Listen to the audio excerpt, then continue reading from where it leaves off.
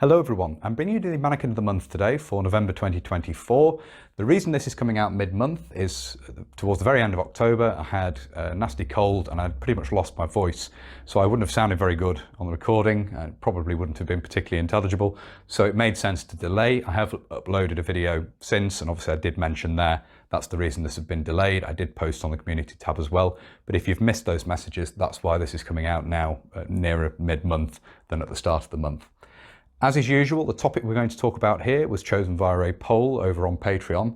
And what we're looking at here is quite specific. This is based on a photograph of Lance Bombardier, and well, several members of the regiment we're going to talk about here in the photograph, but this is specifically based on a photograph showing a Lance Bombardier of Seringapatam battery of 40th Field Regiment Royal Artillery, meeting the new Prime Minister at the time, John Major, in January of 1991.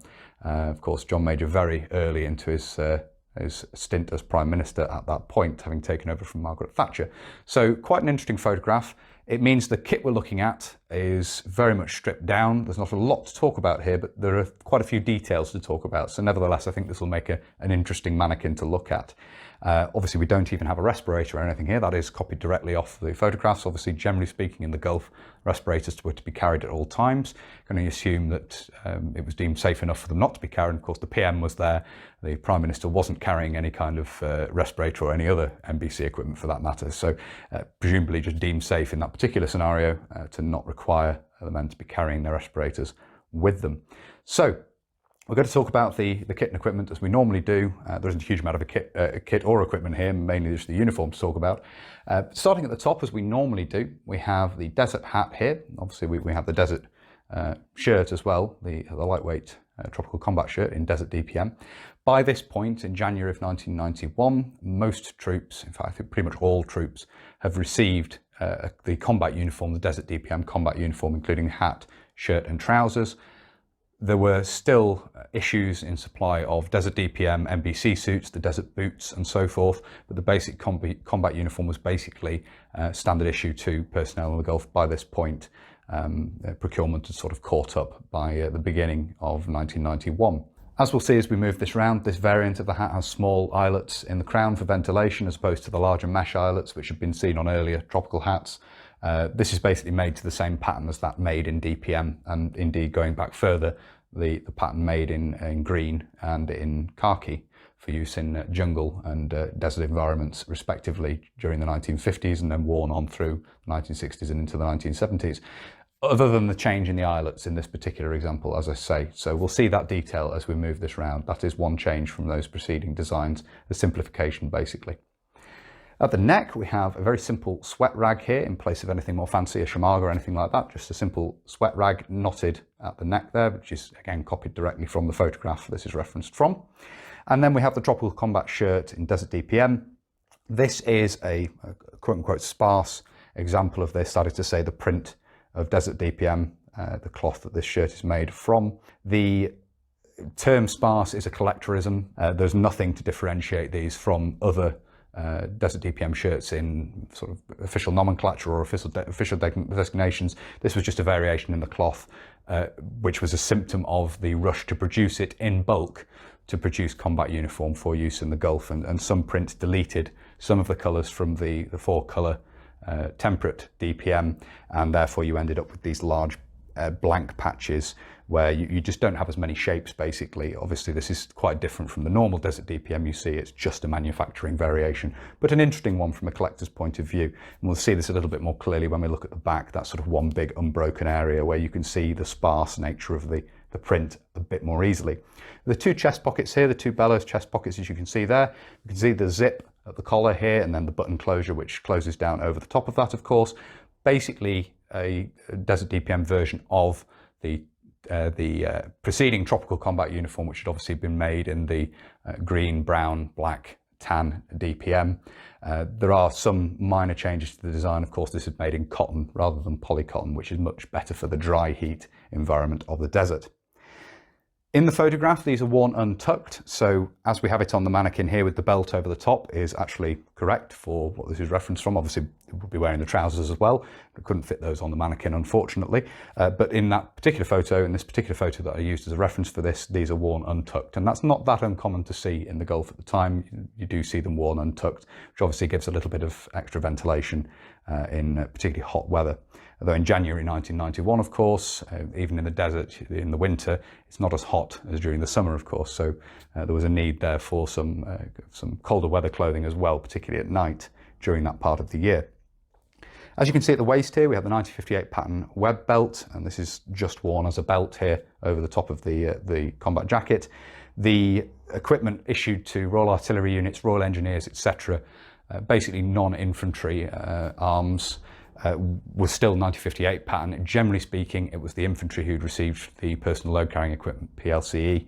As I say, generally supporting arms still were using the 1958 pattern equipment. Some of them had received the new rifle, and in certain instances, the L85A1, but many were still using the 1958 pattern with that new rifle. So that's something to note as well.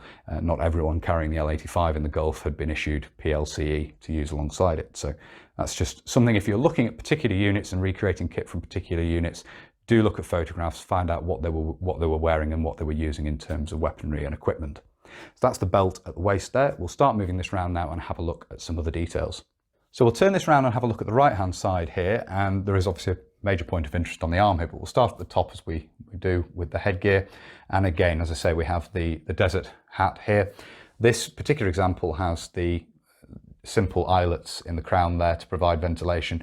Some of these were also made with a larger mesh ventilators, which you see in the preceding designs of British hot weather hat. But this is just a simplified version of that design. Still has the foliage loops and everything, still has the stitch brim, but just a slight simplification in the manufacture there, having those simple eyelets in the crown for ventilation, as I say. You have the epaulette coming down here, and this has been used to attach a brassard. Now, brassards are quite a common way of British units displaying insignia on combat uniform. Certainly in the 70s and 80s you see a fair bit of use of them on combat uniform.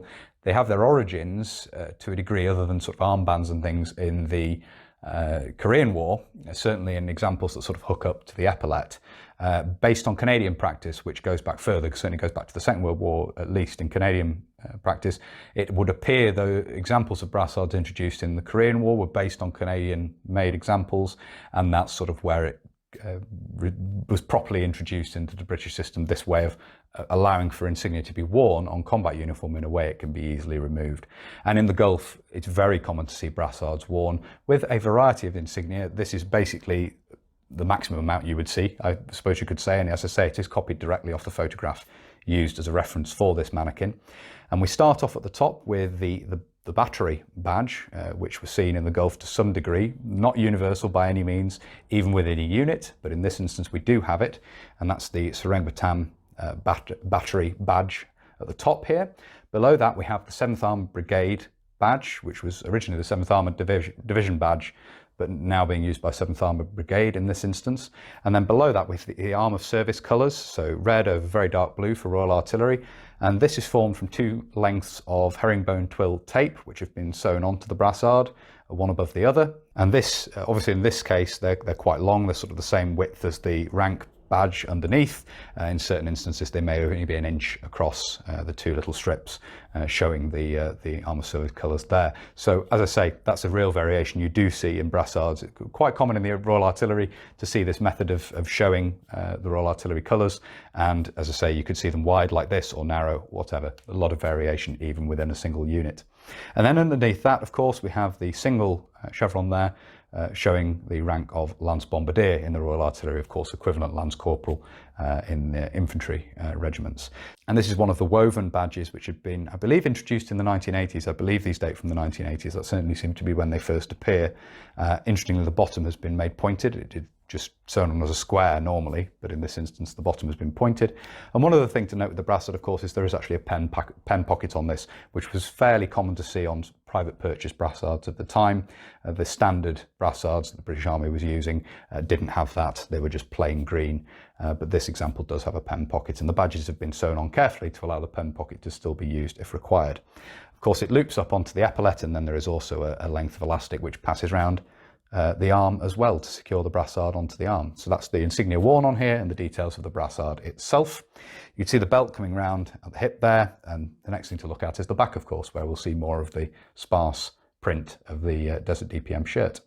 Looking at the back of the mannequin here, there's nothing more to say about the hat really. The main thing to look at here is the back of the uniform, one broad area of cloth where we can see the wide spacing of these shapes, which gives the cloth its nickname of sparse. As I say, just a manufacturing variation, a symptom of the rush to get this cloth into production in quantity to produce the combat uniform for troops in the Gulf. So that's the reason for this variation that you see. These are quite sought after now by collectors of course, because they are, and indeed in all their forms, the various items of uniform and kit that were made in this cloth, or in this print rather, they are much rarer than the standard Desert DPM print that you see out there. The belt, of course, is, as I say, the 1958 pattern belt, so you can see it has the two D-rings at the back here for, if this is worn as per the manual, for attaching the poncho roll, the cape carrier onto the back of the belt there, just a detail you don't normally see, so I thought I'd point those out. That's the back of the mannequin. We'll move this around now and have a look at the left-hand side. Looking at the left-hand side here, there's not a huge amount more to talk about. Two things I will mention. One is the pen pocket on the arm, which you can see here. Very convenient way of carrying pens for ease of access. And the other is the very pale inner side of the cloth, which is shown here by the rolled up sleeve worn rolled up in this instance. You can just see the bleed through of the print here and here. Under the very bright light, that may not be very clear. This probably appears quite white, but just to mention that there, that detail of the rear side of the cloth, which can be seen here. And that's it for the left-hand side. So I hope you found it interesting looking at this. Obviously not a huge amount of kit to talk about here, but we do have the uniform, the insignia and so forth. So hopefully it's nevertheless made an interesting video. It's been nice having this set up on the mannequin, and it'll be staying like this for a bit going forward, I think. It's quite nice having this in the front room. So as I say, I do hope you found this interesting. If you have, and you'd like to see more of this sort of thing, please do consider subscribing to the channel if you haven't already.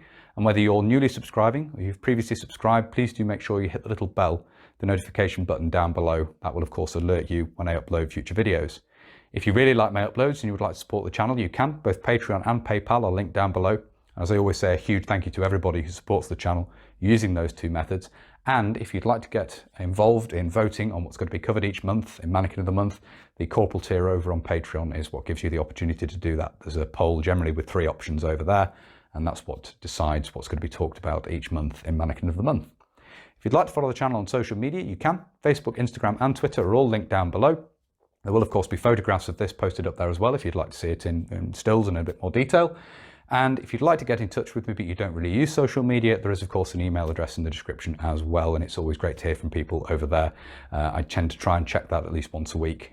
Sometimes there's a little bit bigger gap between checking it and replying to people, but generally I try and check that once every week and get back to people as best I can. So as I say, that's a way of getting in touch with me if you don't really use social media. That's everything for this video. So until next time, bye for now.